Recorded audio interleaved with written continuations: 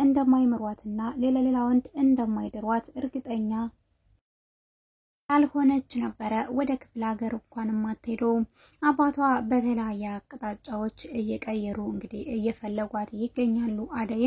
አደይ አታነታ አይደለም ወደ ገጠር የመጣችው ባላላገባም ብላ ነው በማለት እህቷም እንዳያችኋት ስትል ነበረ።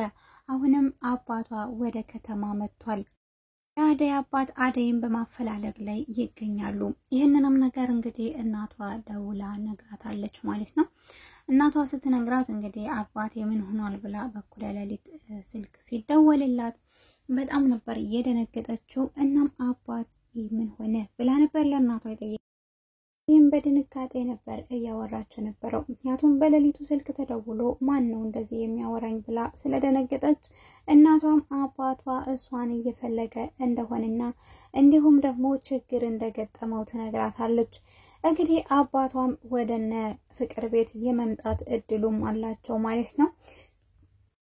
ምክንያቱም ከተማ ሌላ የሚያውቁት ዘመድ ስለሌላቸው ችግር ውስጥ ከገቡ ግዴታ አደይ ሄዳ አባቷን ወደዚህ ቤት ማምጣት አለባት። ስለዚህ ፍቃድ ትጠይቅና ከሁሉም ሰው ማለት ነው። ፍቅር ግን በፍጹም ፍቃደኛም አትሆንም። ነገር ግን ግዴታ የአደይ አባት ወደዚህ ቤት መምጣት አለባቸው። ካልመጡ ግን ችግር ይፈጠራል። ነገር ግን ይዞ ወደ ገጠር መሄድ የሚፈልጉም የማይፈልጉም ይሆናሉ። አደይ ወደ ገጠር የመሄድ ፍላጎት ግን የላትም። የአደይ አባት እንግዲህ ዳይመንድን አግኝተው ከዳይመንድ ጋርም ትንሽ ውይይት ነገር አድርገዋል። ዳይመንድ እንደምታውቁት አደይን ያውቃታለኝ ከድሮ ጀምሮ። ዳይመንድም እንግዲህ የክርስትና አባት ናቸው የአደይ አባት ማለት ነው። ስለዚህ እንዳጋጣሚ ሆኖ እስከዛሬ ሲደውል ራሱ እየዋሻቸው እንደነበር ዳይመንድ ይናገራል። ልጅን ካየሃት እያሉ ሲጠይቁኝ እንኳን ካንተ ጋር ገጠር እንዳየዋት ነው ብዬ ነው የምመልስላቸው እያለ ያወራል ማለት ነው ዳይመንድ። ነገር ግን አደይ የአባቷ መምጣት በፍጹም አላስደሰታትም። ምክንያቱም እዚህ ቤት እንደምታዩት ባለፈው እህቷ መታም በጣም ተጨናንቃ ነው የሄደችው። ፍቅር እንግዲህ ለሰው ልጅ ክብር የሌላት ሴት በመሆኗ እንዲሁም ደግሞ ርህራሄ የላትም። ስለዚህ አባቷ መተውስ እዚህ ምን አይነት ነገር ይገጥማቸዋል?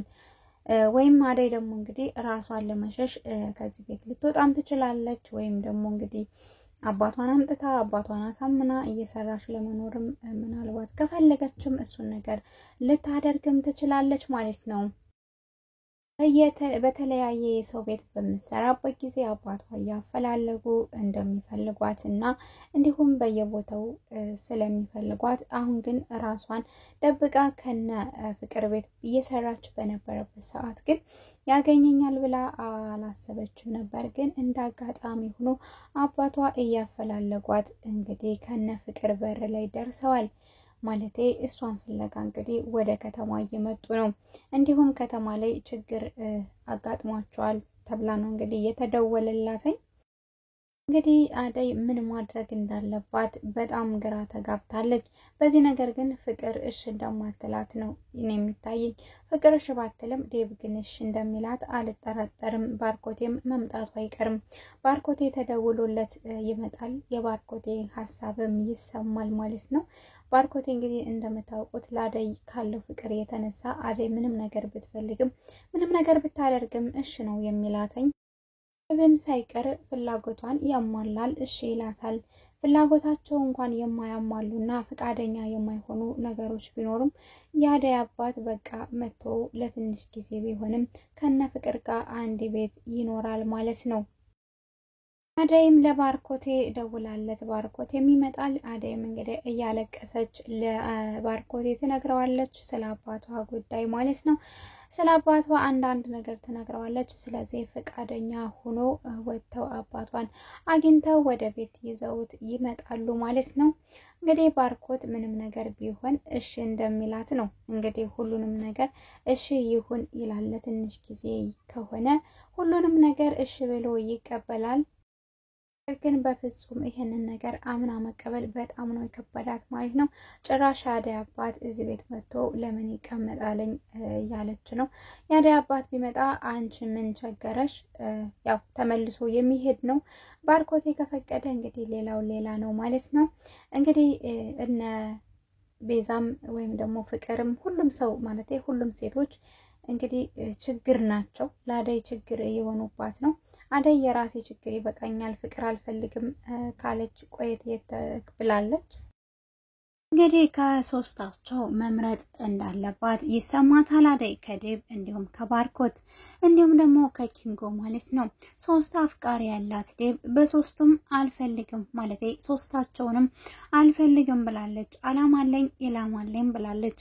አደይ ድራማ እንግዲህ ሲጀምር እንደጀመረው አደይ በሁለት ሰዎች ተፈቅራ ማለት በአባትና በልጅ እንግዲህ ብዙ ነገር ደርሶባት ስላየችው አሁንም አትፈልግም። የፍቅር ነገር በቃኝ፣ ቤተሰቦችን መርዳትና ቤተሰቦችን መንከባከብ ነው የምፈልገው፣ የበፊቱ ጣፈንታ እንዲደርሰኝ አልፈልግም ትላለች ለራሷ።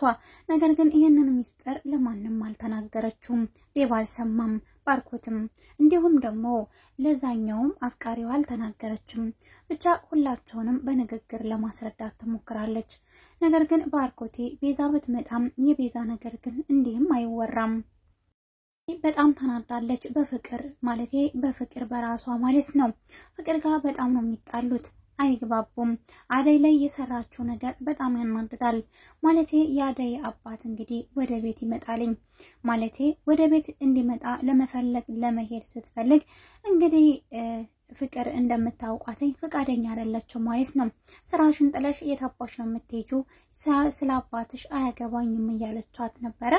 እሷ ግን በአባቴ አትምጭብኝ፣ ምን አባሽ እያልሽም አትናገረኝ፣ አንድ አባቴ ነው፣ ያንቺ ስራ ሲቀር ይቀራለኝ፣ እኔ ግን አባቴን ለመፈለግ መሄድ አለብኝ ታለች ማለት ነው። በዛም ምክንያት ነው ፍቅርና አደይ የተጣሉት።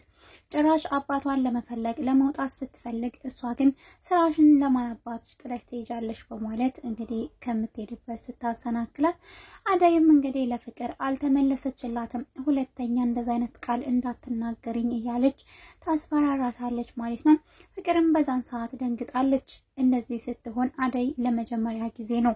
ሁሌም ትናደዳለች፣ ትጣላሉ። ነገር ግን ደግሞ ዛሬ ያው በአባቷ ስለመጣችባት ነበር የተናደደችው። ምክንያቱም እንግዲህ ስለ አባቷ መጥፎ ነገር እየሰማች ነው ከፍቅር። ፍቅር እንግዲህ ራስ ወዳድና ራሷን ብቻ የምታዳምጥ ሴት ናት ማለት ነው። ስለዚህ እሷና ቤዛ ሁለታቸው እንግዲህ ያላቸው ጥላቻ ለአደይና ለለምለም ለየት ያለ ጥላቻ ነው ያላቸው ማለት ነው።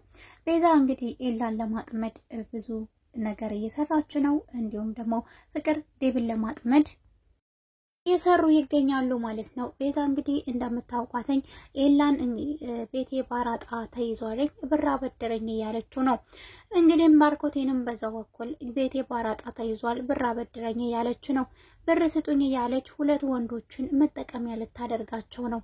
ይህንን ነገር ደግሞ ሊሊ ቆም ብለው ማሰብና እንዲሁም ደግሞ መመርመር እንዳለባቸው ለኤላ ትነግረዋለች።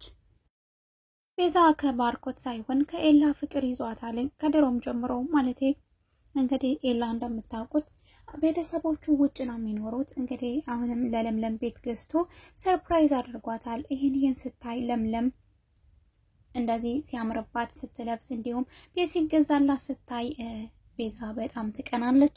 ስለዚህ ይሄንን ነገር በምን ማደፍረስ አለብኝ እያለች ጭራሽ ከአዲሱ ቤታቸውን በመሄድ እየበጠበጠቻቸው ትገኛለች። በምን በጥፊ አቅምሷታል ማለት ነው። ቤዛን እንደዚህ የምታወሪው ስለ አደይ ከሆነ እኔ ልታገስሽ አልችልም ብሎ ነበር እንግዲህ በጥፊ አቀመሳተኝ።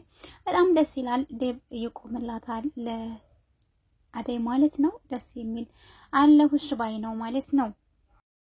የጉዴ ሊዱዬ ማለት ነው።